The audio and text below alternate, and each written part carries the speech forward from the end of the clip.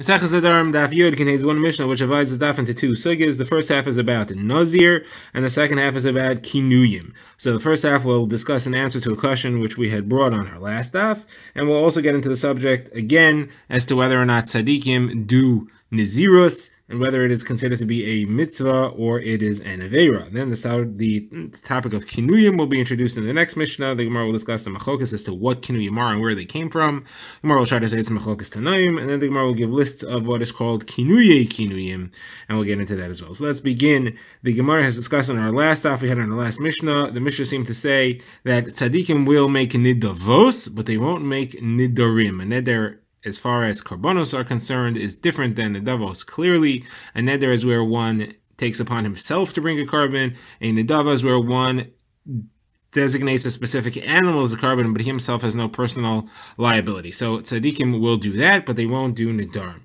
There's also a difference between nazirus that are made by a nedava and nazirus that are made by a neder, but as we said yesterday, we're not clear what the difference is. So the Mishnah had said that tzaddikim will do nidavos but not nidarim. The Gemara asks that Rabbi Meir we saw holds that one should never do either of them, and Rabbi Meir held that way, and Rabbi Yehuda held that one should do both of them. So the Gemara asks that this Tana, our Mishnah, doesn't seem to fit in either opinion. So the Gemara before said it could be Rabbi Meir, now the Gemara is answering that it could really be Rabbi Yehuda. The Gemara explains that when Rabbi Yehuda said that you should do nidarim, Rabbi Yehuda was referring to nidavos. Even though he used the word neder, he was referring to nidavos. So the Gemara over here says, so again, Rabbi Yehuda holds that you should do nidavos, but he agrees with our Mishnah that tzaddikim would not do nidarim. The Gemara asks, by the way he phrased himself, was he referred to the pasuk in Kehelas that said, make sure you don't make a neder and not keep it. So he said, better off is to make a neder and to keep it. And he used the word neder. He said, tov mizeh muzeh no deru mekayim. So Gemara says you have to change the text a little, not no der, but no dave. Change one letter, add a little bit to the bottom of the resh. So now the Gemara asks, so you want to tell me that Rabbi Yehuda holds that you're better, that tzaddikim will make a nidava, but not a neder. So the Gemara says, what's the difference between the two? The problem with a neder is clear because you may not come to fulfill it. You may end up being late, violating Baal Ta'acher, or not fulfilling it at all. So nidava could also happen. You can end up violating a giza avoda. You can end up using the animal that you set aside to be a carbon, or you can end up bringing it late, violating Baal Ta'acher, or not bringing it at all. So Gemara says Rabbi Yehuda goes according to his own opinion, and he holds that the correct way to make a nedava is to bring the sheep to the azara over there in the azara, right next to the place where it's going to be brought as the carbon. Be makdish. Don't be makdish earlier, and right there do smicha, lean on it, and then do the shrita and finish the carbon process. So Gemara says that works for a carbon nidava. What about a nazir nidava? So Gemara says Rabbi Yehuda is, again, according to his reasoning, that Rabbi Yehuda holds that the original tzaddikim, the Chasidim Rishonim, really wanted to bring a carbon chatas. They wanted to bring every type of carbon that there is out there. The problem is they can never do a carbon chatas. Carbon chatas is only brought when somebody does an avera that's mechayev kares, but he does that avera b'shogi. But we know that a Kadosh Baruch Hu never brings accidental averos to tzaddikim, and therefore they never had an opportunity to bring carbon chata. So what could they do? So what they did was that they took a vow of nazirus, and as part of the conclusion of the nazirus process, he had to bring a carbon asham and a carbon chata. So here they had a chance, therefore, to bring a carbon chatas, and that's Rabbi Yehuda's opinion. That was called a nidava of nazirus, where he's donating, he's giving a carbon chatas really, and that's the whole reason he did nazirus in the first place. That type of nazirus, that type of nidava. That type of nazirus nadava you could do, and that was something that they did. Now the Gemara notes that Reb Shimon disagrees, and Reb Shimon says no, tzaddikim wanted to bring a karbanos, but they did not bring a carbon chatas, and they did not make themselves a nazir at all. So if somebody wanted to bring a carbon ola, he could be misnadev and bring it shlomim. He could be misnadev and bring it a carbon toda, which is brought out of gratitude. He could be misnadev and bring it along with the 40 loaves of bread that go together with it. However, naziris they did not do, because a nazir in the pasuk is called a chote, is called a sinner. It says he calls it a sin. So therefore the tzaddikim rishonim would not do that. Now the Gemara points out that there are three Tanaim who hold that tzaddikim did not do nazirus. Shimon HaTzadik we saw on the last daf said he wouldn't eat the carbon of a nazir. He held that it was not a tzaddik. Reb Shimon we saw quoted here said that tzaddikim would not do nazirus because it's called lachote. Now the Gemara also calls Rav Elazar HaKaper, who the Gemara calls Rav Elazar HaKaper Baribi, the great one. He also held that it is a sin to do nazirus. The Gemara quotes a brisa where he says that He says, what is the sin of a Nazir? Because he pained himself by blocking off wine from himself, and one should not remove himself from some of the things that he has available to him in this world. Or says the Kal V'chomer, somebody who only held himself back and pained himself from not having wine is a sinner. Certainly somebody who takes unnecessary fasts upon himself and holds himself back is for sure called a sinner. The Gemara asks, but the pasuk is only said by Nazir Tomei, somebody who is mitame himself, that's the sin. Somebody who keeps Nazirus and fulfills it properly without being mitame, you don't see that. Gemara says, no, it only says it there because that's two sins. He, first of all, made himself a Nazir, and second of all, he didn't even keep the Nazirus, he violated by being mitame. However, the same thing applies to everyone else. They're also doing a sin as well. Now we get to our Mishnah. The Mishnah introduces the concept of kinoi. We've seen kinoi mentioned in the Mishnah, and we didn't give any examples, but now the Mishnah is going to give examples of kinoi. And kinoi, again, is a similar word to the main word that one is supposed to use to say a neder, or a shvua, or a vow of Nazirus. As we had said, there are a very specific language that must be used, but kinuyim are alternates for those specific languages and can be used as well. So the Mishnah gives examples. So for the word of carbon, which is a way of saying that I ask for something on myself, you would say carbonai. So another word for carbon could be konam, konach, or konus. For chayrim, which is a very similar type of vow, the examples would be cherek, cherech, or cheref.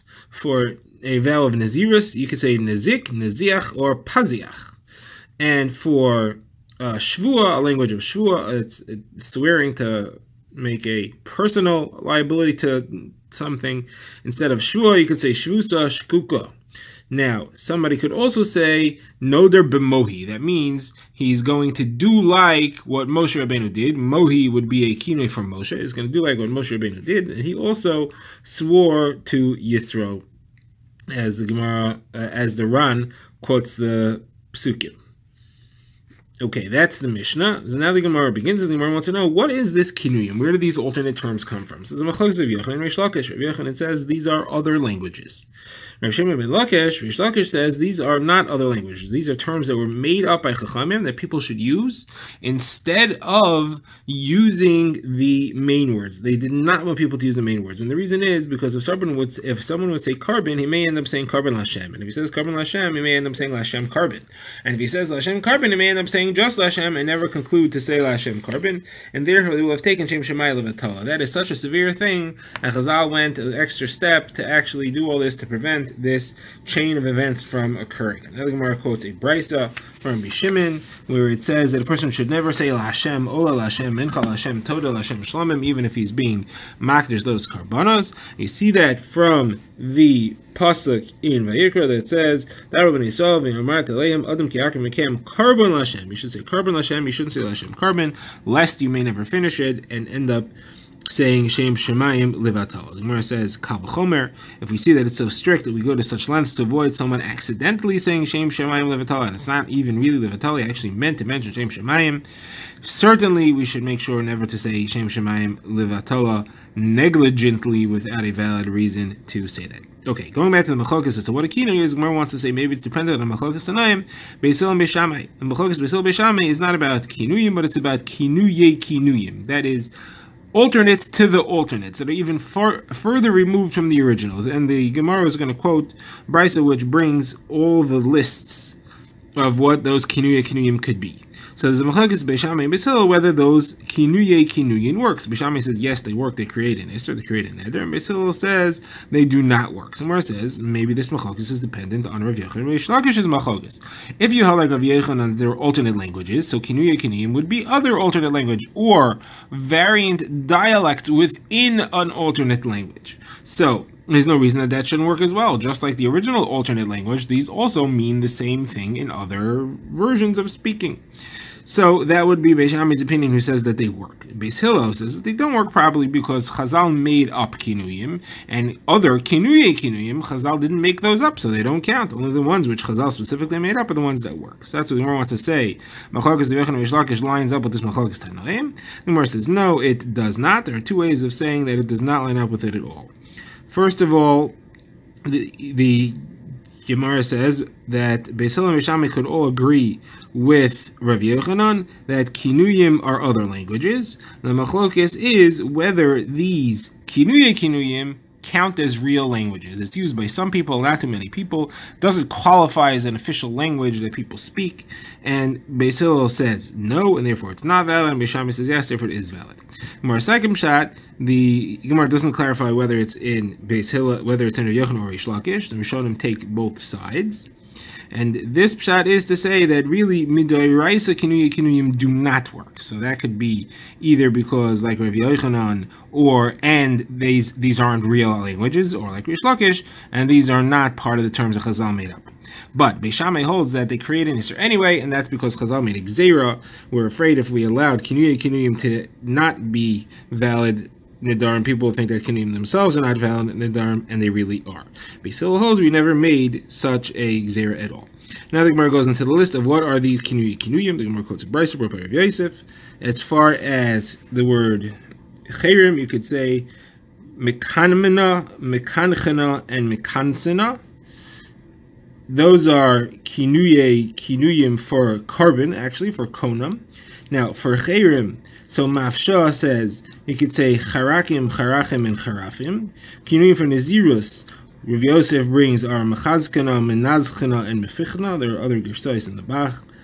Some say. Now the Gemara brings some questions before we go on to kinuyim of Shavuos. The Gemara says, what about mifchazna? What about mischazna? Misazna? What about that? Ravina asked Rav Ashi, what if someone says kidma? Does he mean to say konam, or is that like he's saying the cinnamon spice? Rav Acha Breder Chia asked Rav Ashi, what about kina? That means a chicken coop. Is he trying to say konam, kinoi, or is that he's referring to a chicken coop actually? So the Gemara says all these remain unanswered. We don't have an answer for these. Now the Gemara goes on to the kinuyim for the kinuyim of Shua. So the Gemara says Shavuel, Shavusiel, Shakukael, Shavuel. Where I ask Shavuel is a name. It appears in Tanakh, Shavuel ben Gershom. So maybe he's referring to that. So the Gemara says, okay, not Shavuel, but Shavuvael. As well as Shekukael and Shavusiel that were mentioned earlier. Now the Gemara says three that do not work. Shmuel says Ashivsa, Ashkika, and Karincha are meaningless. It didn't say anything at all. Now the Gemara refers briefly to the word Mohi. We had said Mohi is a reference to Moshe, and therefore it's referring to the Shavua that he made. So the Gemara says he has to say Bimumso de Omar Mohi, the type of oath that Moshe made. If he just says Bimohi, that's meaningless.